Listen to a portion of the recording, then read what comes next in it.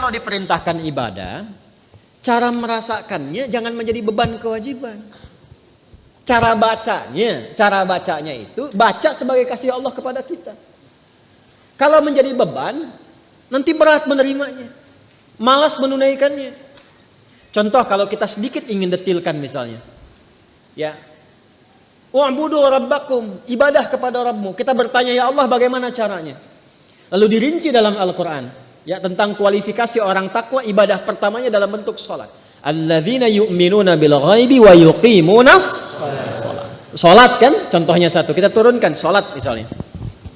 Nah ketika dicontohkan detilnya satu, sholat, nah, maka cara membaca sholat ini ketika akan ditunaikan jangan dipahami sebagai perintah formal ibadah, walaupun memang itu perintah.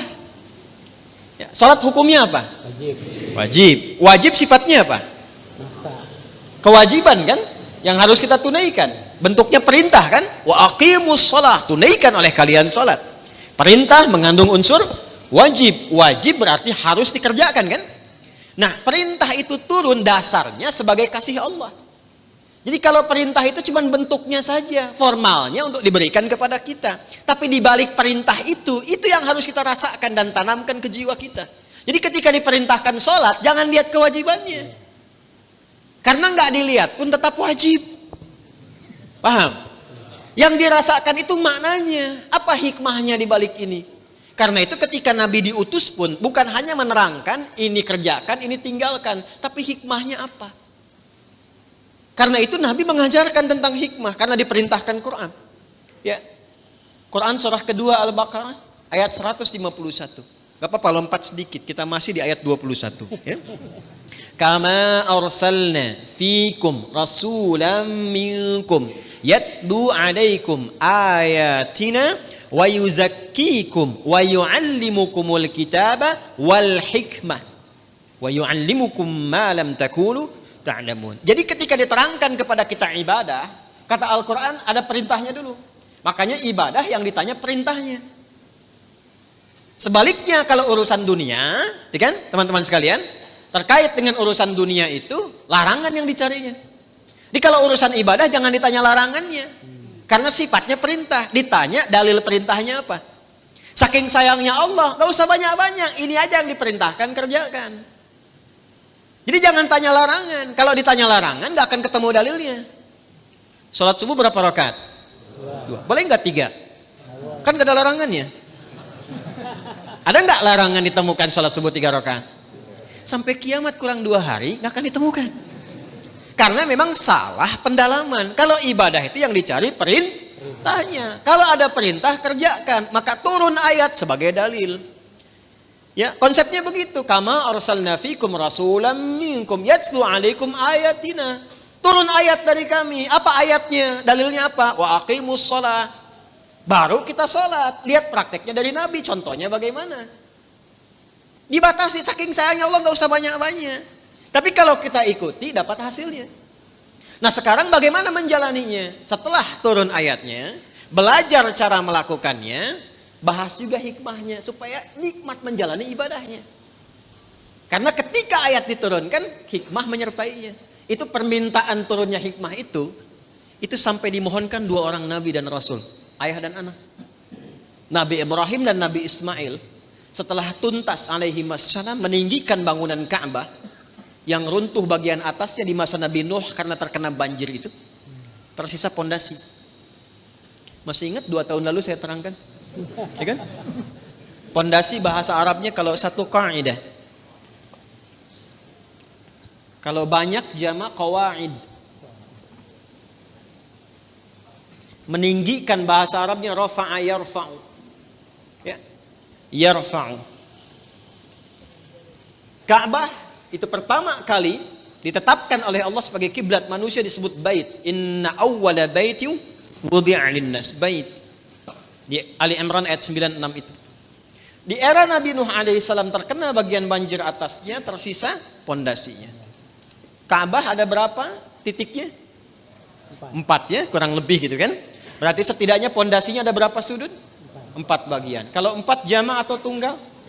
Jama'. Berarti harus bentuknya qawaid. Meninggikan tadi apa? Yarfa. Apa yang ditinggikan? Bait. Buka Al-Baqarah ayat 127. Paling kiri sebelah atas di mushaf.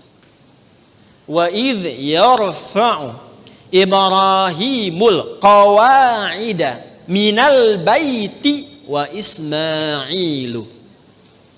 Ada ayatnya? Wa idh yarfa'u Ibrahimul qawa'id minal bait wa Ismailu. Dan ketika Ibrahim alaihissalam meninggikan bangunan Ka'bah itu, pondasi Ka'bah itu ditinggikan kembali, disertai oleh Ismail. Ada takdim wa ta'khir. Kenapa Ismailnya diakhirkan? Ini kalau katanya menyatu bersamaan, Allah bisa katakan begini, misal di luar Quran ya, wa idh yarfa'u Ibrahimu wa Ismailu. Tapi di sini Ismailnya di akhir. Wa idh yarfa'u Ibrahimul qawa'ida minal baiti wa Ismail. Kalau keduanya subjeknya disatukan, itu pekerjaannya sama bobotnya. Tapi kalau yang satu diawalkan, yang satu diakhirkan, maka yang diakhirkan itu bantu-bantu saja. Makanya tugas awalnya untuk Nabi Ibrahim. Nabi Ibrahim ketika melangkahkan kaki pertama untuk membangun sesuatu, langkah untuk menunjukkan kemuliaan membangun sesuatu, itu makam namanya. Makanya tapaknya makam Ibrahim itu kan ada ya. Ya, kekinian itu lokasinya. Nah, di situ pertama kali itu menapak untuk meninggikan kembali. Begitu kemudian mau membangun, meninggikan, anak datang. Nanti saya rinci saat Idul Adha. Datang merasakan beban ayah. Itu tidak mudah menemukan anak yang ketika ayahnya kerja, merasakan itu ingin bantu. Itu nggak mudah. Bagaimana bisa begitu? Nanti pas khutbah Idul Adha saya terangkan. Singkatnya datang bawa batu. Batu bahasa Arabnya itu hajar. Ya. Kalau disusun-susun jadi satu bagian disebut hijr. Kalau menjadi ruangan disebut hujrah. Maka datang bawa batu disusun-susun itu. Nah, bagian itulah yang disebut dengan hijr Ismail sekarang. Asalnya begitu. Nah, secara singkatnya ketika sudah jadi bangunannya itu berdoalah kepada Allah. Di antara doanya itu yang ayat 129. 129-nya. Rabbana wab'ats fihim rasulam minhum yatlu alaihim ayatika wa yu'allimuhumul kitaba wal hikmah wa yuzakkihim innaka antal azizul hakim. Ya Allah, mohon ya Allah, nanti utus Rasul yang terakhir itu, Rasul yang paling terakhir. Karena Rasul ini yang paling mulia. Ya, nanti setiap Nabi dan Rasul, nanti ketika masuk ke ayatnya kita akan bacakan. Itu semua Nabi dan Rasul bisa bertugas setelah mengambil komitmen perjanjian dengan Allah akan membantu risalah Nabi Muhammad SAW. Di risalah Nabi Muhammad itu sudah diviralkan di zaman setiap Rasul sebelum kedatangan Nabinya. Ya.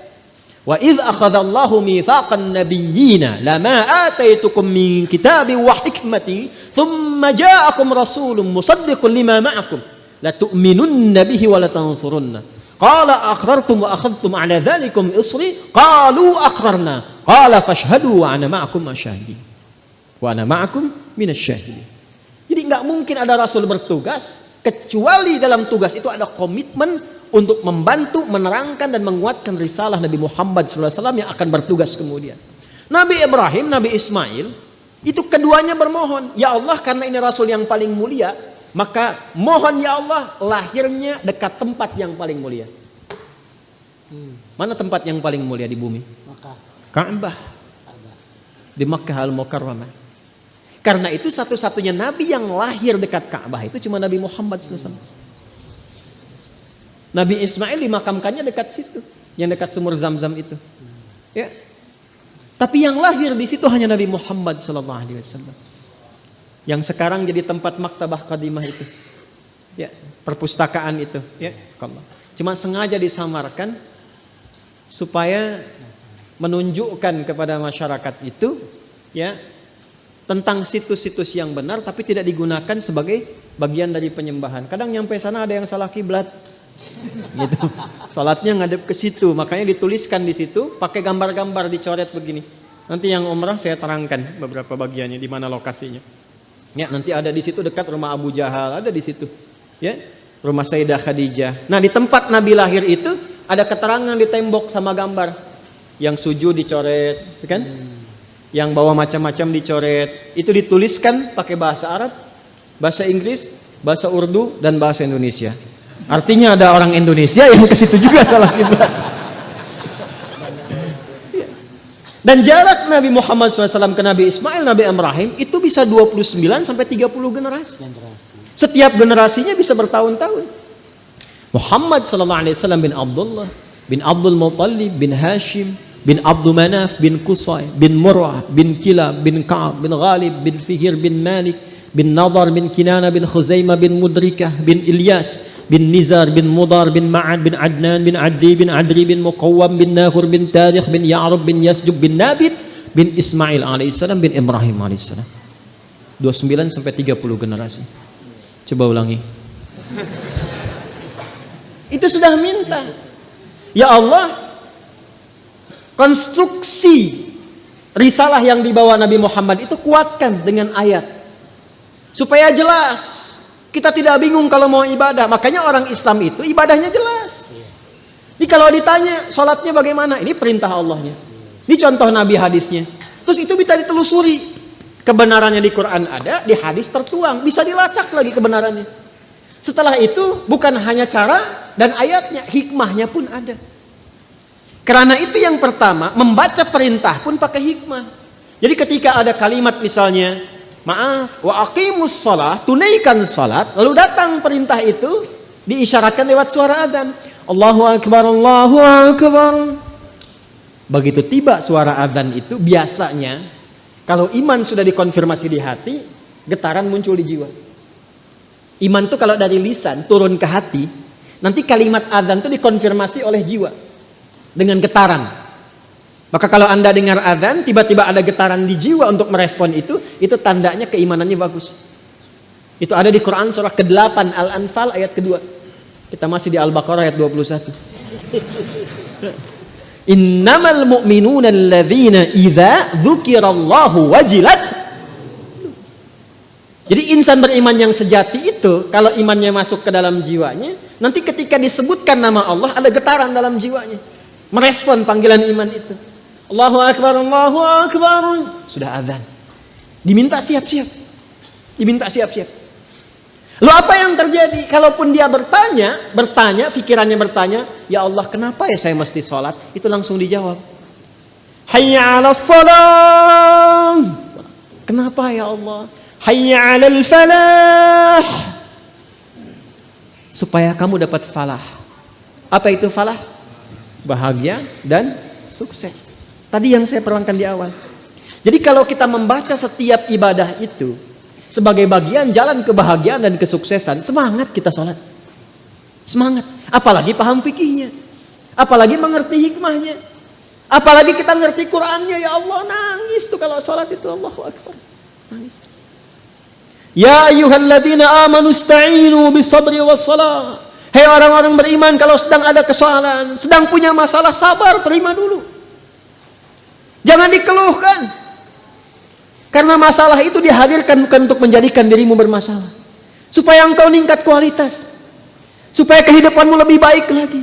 Supaya engkau makin teruji, makin kuat. Dan tidak mungkin kata Allah, aku menguji kecuali engkau sanggup mengatasinya. La yukallifullahu nafsan illa wus'aha. Apakah berhenti sampai situ? Tidak. Datang kepadaku minta solusi lewat salat.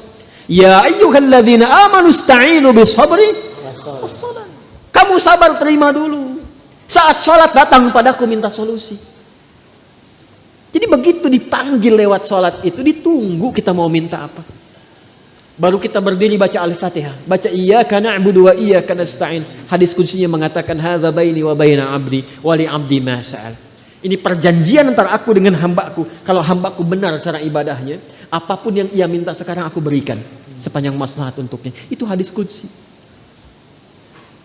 Ibadi khalaqtuka lil ibadati fala tal'ab wa qasamtu laka rizqaka fala tal'ab wa qasamtu laka rizqaka fala tat'ab.